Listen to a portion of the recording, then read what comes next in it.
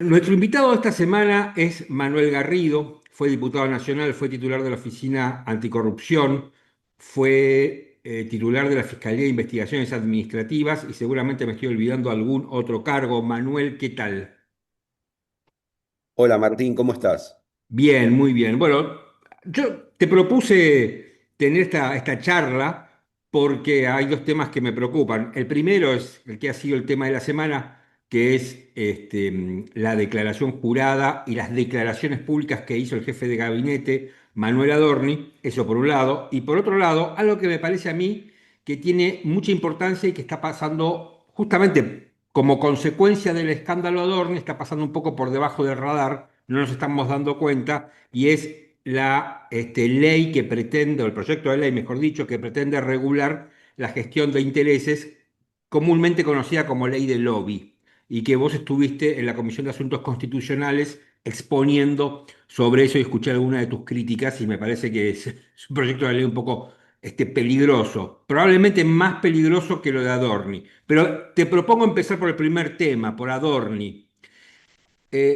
Vos con tu mentalidad de fiscal y digamos, habiendo tratado casos de corrupción, si viste la entrevista que Adorni le dio a José del Río en La Nación Más, después de ver esa entrevista, ¿qué hubieras pensado?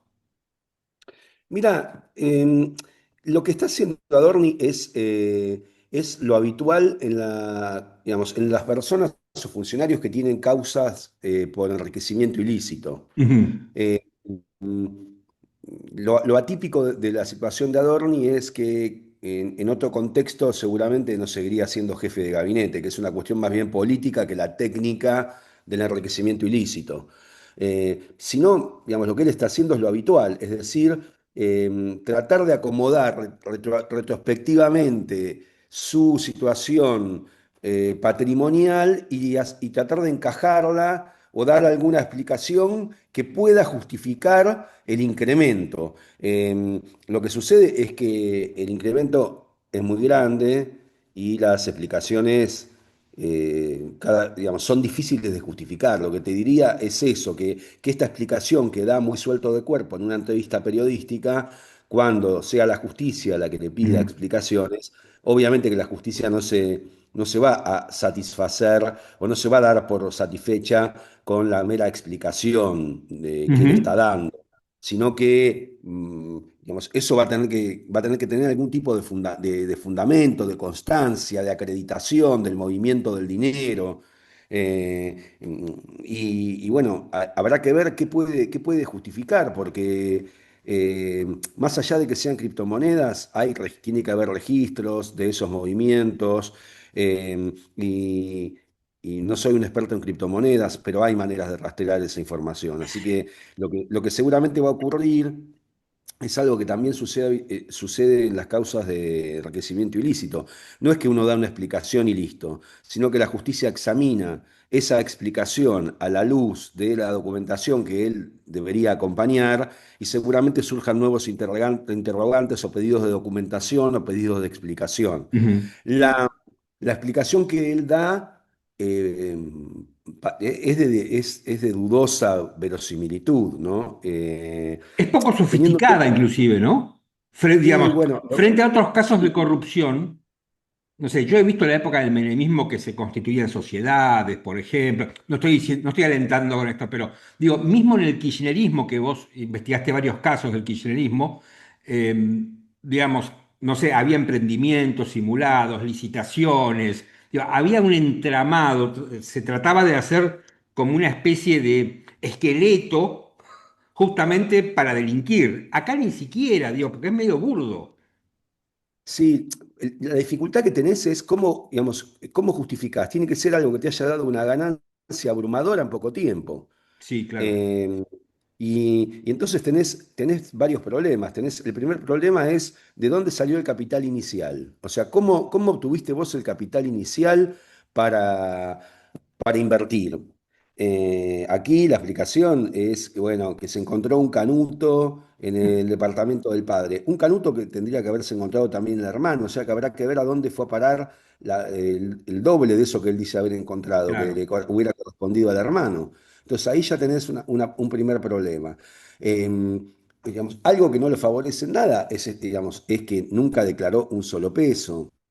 Ujú. Y el padre tampoco. Entonces, claro, la explicación que te da es la explicación pueril de que él era un justiciero en lucha contra la vieja política, y por eso Sí. no pagaba impuestos.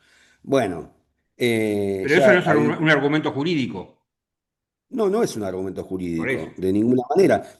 Y mirá, lo que, digamos, lo que debería, digamos, lo que él está de alguna manera requerido, o lo que se le va a requerir, es que acredite que ese dinero proviene de una fuente lícita. Claro. Pero no basta con que él haga una explicación imaginaria que en todo caso hubiera permitido acceder a ese número. Generalmente las explicaciones históricamente son inversiones en acciones que subieron mucho. Como uno tiene que armar la justificación con el diario de hoy, Ujú. puede saber qué inversiones rindieron mucho, pero no basta con decir que invertiste en acciones de Pampa Claro, Energía o que invertiste en criptoactivos y esos criptoactivos subieron mucho en el periodo que vos tenés que justificar el incremento. Tenés que tener alguna constancia de cómo se movieron esos fondos, de dónde salió el capital inicial, dónde compraste los dólares que obtuviste. ¿Dónde los depositaste? Si los metiste también en un canuto en tu casa, abajo del colchón, o tenías contratada una caja de seguridad. O sea, todos elementos que pueden abonar te hago tu esta, explicación. te hago esta consulta. A raíz digamos, de los argumentos que dio Adorni, estallaron los memes, ¿no? Y básicamente, independientemente de la creatividad de cada uno, muchos de esos memes usaban tweets, imágenes de Adorni del pasado, donde se ve un contraste muy fuerte entre lo que era la vida de él antes de la función pública y lo que es su vida hoy en la función pública. Digamos, ese estilo de vida, ese contraste en los estilos de vida, puede ser utilizado por la justicia. Sí. Sí, porque mirá, la explicación que tiene que dar debe ser una explicación razonable. Y si el estilo de vida que tenía no condice con que él dice haber tenido en ese momento un capital significativo, no estamos Sí. hablando de $500.000 por lo menos, y también lo perjudica que hay videos de él diciendo Que no sabía cómo era la que era fiesta política. temeroso, que era un inversor conservador, que no tenía ni idea de los criptoactivos, pero que lo veía como algo de futuro. Bueno, eso, de alguna manera, eso sirve para corroborar que él no dice la verdad, ¿no? Claro. Dificulta, aparte brotaron como hongos los videos en donde él precisamente se refería al tema de las criptoinversiones como un terreno desconocido. Y además también hay cuestiones de contexto, la razonabilidad de tu explicación. ¿Es Ujú. razonable que vos todo el capital que tenés lo metas en una sola inversión de alto riesgo como eran los criptoactivos en ese momento inicial? No parece razonable, Bueno, pero ¿verdad? Entonces, podés ser un loco, digamos, también. Y te salió bien. bueno, pero digamos, yo creo que para convencer a la justicia va a tener que acompañar algún tipo de constancia que justifique lo que afirma. Y en el contexto actual no parece estar diciendo la verdad, porque viene Ujú. mintiendo sistemáticamente y porque además hay documentos contemporáneos a la fecha en que él dice haber invertido en criptoactivos en los que manifiesta todo lo contrario. Entonces va a tener que decir que en ese momento lo que decía era mentira o que hacía un personaje. Por otra parte, la explicación de que se encontró un canuto de semejante magnitud en la casa del padre, que no creo que tuviera una actividad económica coherente con semejantes ahorros. Inclusive creo que había manifestaciones de él diciendo que el departamento lo habían encontrado detonado, Sí. o sea, digamos, se pueden reconstruir todas sus manifestaciones, se puede reconstruir cuál era la actividad del padre, se puede reconstruir cuál es el patrimonio del hermano, que debería tener un patrimonio semejante al de él, quizás sin el éxito en las inversiones que él ahora refiere. Bueno, o sea, esto es una cuestión que van a tener que investigar. en la justicia, Ujú. cuando junten toda la documentación que le está acompañando. Falta todavía también la información del patrimonio de la De la mujer. mujer. Las las últimas noticias dicen que él no acompañó el legajo todavía, el legajo reservado con los bienes de la mujer. Ahí también hay un problema porque la mujer estaba declarada como monotributista y ahora parece, según su nueva historia, era una exitosa gerenta que tenía grandes ingresos. Bueno, habrá que ver toda esa información que tiene que ser verificada. La justicia tiene que hacer una tarea de chequeo de esa información. Él tendrá que acompañar las constancias que justifiquen lo que dice. No basta con lo que dice, lo que afirma oralmente, como puede ocurrir en una entrevista periodística, sino que la justicia le va a pedir papeles, constancias, y va a investigar. Y seguramente eso no se va a producir instantáneamente. Te hago la última sobre, sobre el tema Dorni. Mucho se cuestionó y se cuestionó a él y a varios funcionarios que se acogieron a la ley de inocencia fiscal y dentro de esa ley de inocencia fiscal al régimen simplificado de ganancias. Y acá tengo una pregunta como hacia dos, apunto hacia dos lugares. Por un lado, digamos, acogerse a ese régimen, ¿lo blinda de alguna manera a Dorni o es inocuo? Y la otra es, porque a raíz de esto se ha empezado a criticar mucho la ley de inocencia fiscal, diciendo que puede ser un instrumento para lavar plata, incluso no solamente de la corrupción, sino hasta del narcotráfico. ¿Cómo lo ves en los dos aspectos este tema? Mira, esta pregunta seguramente te la podría contestar mejor un experto, digamos, un contador, Ujú, porque lo que establece el régimen simplificado es un mecanismo, digamos, de declaración impositiva, tiene efectos impositivos. Es decir, que lo que, digamos, el régimen simplificado básicamente exige que uno en la declaración incluya menos información se establece una presunción de que tu última declaración es correcta y por lo tanto la AFIP no podría, el ARCA hoy, no podría ir para atrás si no hay una diferencia, si no detecta mediante una ujú. fiscalización una diferencia sustancial, que creo que es más del 15%, algo por el estilo. Con lo cual implica un beneficio impositivo en la medida en que Arca solamente podría reclamarte saldos, impagos, en el caso de que haya una diferencia, detecte una diferencia significativa mediante una fiscalización. Entonces, claramente es un régimen que favorece a los evasores.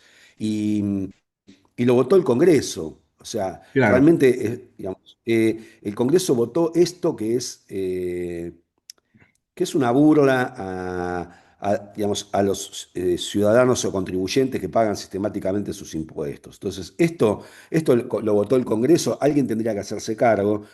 Implica, de alguna manera, beneficios para evasores.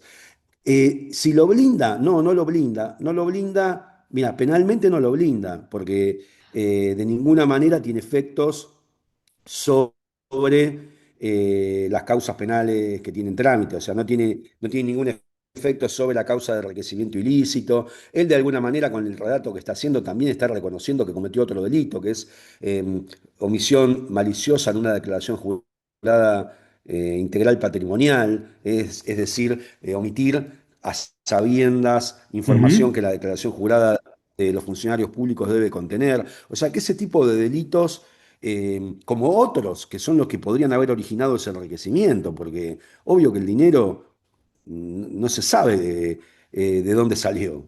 Claro. Digamos, él dice que lo encontró en el departamento del padre, pero digamos, es una suma de dinero que en principio, y por eso hay una causa abierta y se le piden explicaciones, no es una causa coherente digamos, con sus ingresos legítimos, con su historia Con el sueldo laboral, que sueldo incluso que cobra como jefe de con gabinete. su historia laboral de vida, ¿no? Porque, Ujú. bueno, eh, digamos, estamos hablando de mucho, mucho dinero. Entonces, no lo blinda. Impositivamente tampoco, porque, bueno, digamos, si hacen una fiscalización que determina un apartamiento significativo, bueno, también debería haber un ajuste de los impuestos que él debió pagar y no pagó. Ujú. Eh, y bueno, y tampoco, digamos, sí dificulta o de alguna manera neutraliza la posibilidad de revisar que antes tenía el AFIP o ARCA, que podía revisar para atrás sin ningún límite. Ahora, digamos, para revisar para atrás, esas diferencias tienen que ser significativas. Em, Eh, pará, en cuanto al régimen penal tributario, bueno, habrá que ver, porque hoy en día la última reforma estableció unos topes o digamos, el incumplimiento tiene que superar montos realmente significativos. claro, claro. Y habrá que Eh, ver si eso ocurrió en este caso, si lo detectará Arca o no, si él no lo pagará espontáneamente. No. Manuel, uno de los temas que yo te quería proponer para charlar, y es porque te vi en el Congreso, en la Comisión de Asuntos Constitucionales, es este proyecto de ley de regulación de la gestión de intereses. Y yo vi toda tu participación y vos fuiste bastante crítico. Fuiste crítico, diría, en dos o tres pilares de la filosofía de lo que es el proyecto de ley, que me pareció muy interesante ese punto, donde se ponen las cargas en la gente, digamos, o en quienes van a peticionar, más que en los funcionarios. Después, una aberración que contempla cuestiones penales, penas privativas de la libertad, y que en la legislación comparada no hay algo que, digamos, no hay ninguna otra ley que esté tan desbalanceada, ni siquiera la ley de Estados Unidos que reglamenta el lobby, que teóricamente este proyecto se toma de esa norma. No, yo diría, no sé si lo he resumido bien un poco tu postura.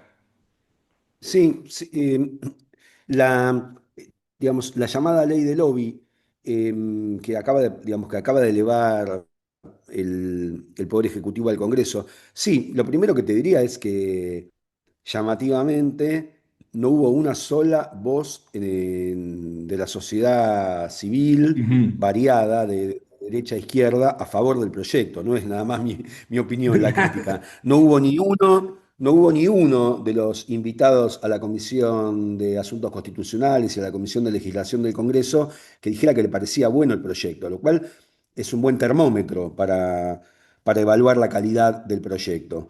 Y, digamos, mis críticas en particular tienen que ver con, sí, como decías vos, a ver, yo cuando estuvimos en la Oficina Anticorrupción presentamos un proyecto de ley de lobby Ujú. o gestión de intereses.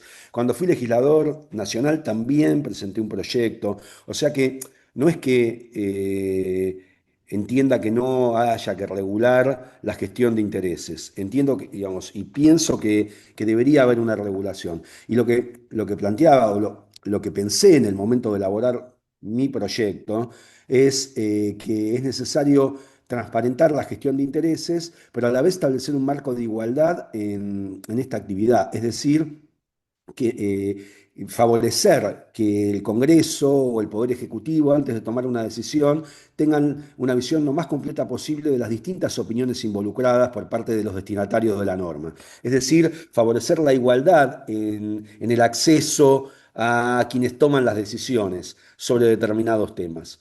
Entonces, un proyecto de regulación de lobby, en todo caso, tiene que transparentar la actividad y favorecer o equilibrar la balanza entre los que tienen más recursos y poder para gestionar intereses y los que tienen más dificultades de acceder a incidir en la discusión pública. Es lo Entonces, mismo, sí, perdóname que te mi crítica. interrumpí.